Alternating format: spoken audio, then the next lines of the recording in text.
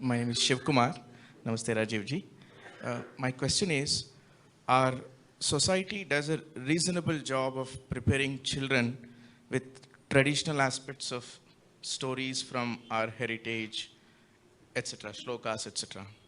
However, in order to realize the right kind of intellectual kshatriyas of the future, I don't think we have the readiness and the capability in the society, among the parents, among the samsarikas, to prepare their children for that. How much ever we inculcate traditional elements, the subtle intellectual constructs in the education, modern education, people succumb to that. So the question is how to go about it. Yes. All right. So the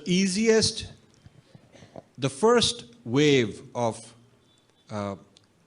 Swadeshi Indologists, I would like to bring from sannyasis who've already made the decision not to pursue the material element and to dedicate their life to the tradition. And there are English-speaking, well-educated young sannyasis with degrees from good universities who've decided to give up. I mean, you see them in Art of Living, in Chinmaya Mission, you'll see young Swamis in Ramakrishna Mission, in various Swami organizations, you see these kind of things. I was at the Swami Nityananda organization, they are demonstrating the third eye, where they blindfold these young children and they are able to see. Very interesting things. And it's very interesting to know that a lot of the parents are well-educated people from places like Bangalore who send their kids to all this.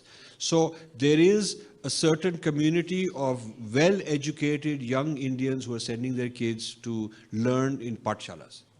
I'm seeing that. This is a good trend. It wasn't there, long ago when I was raising my family. There was not, this kind of choice didn't exist. Now the thing is, I'm taking that beyond the first step. What they're currently teaching is just Advait and some texts and some pujas and yagnas. So they're teaching our side. But they're not teaching Western Indology to complete the picture. So I would introduce the Purva Paksha and the study of Western Indology, critique of Western Indology, Uttar Paksha of that. I would want to introduce that as another subject in these kind of places. Like Chinmaya Mission has a place in Siddhabari in the north where they train sannyasis, swamis. At any point in time they have a batch of 200 or 300. So that's a good place to go and introduce new subject. Swami Narayan have some place in Ahmedabad where they are training a lot of swamis, English speaking, modern, well educated.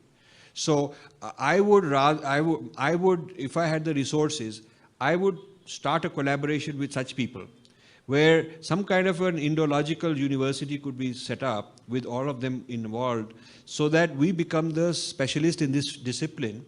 In this particular discipline, this particular department, we supply the knowledge to all of these people so that as they're training Swamis of the future, those Swamis will also be educated in this particular way.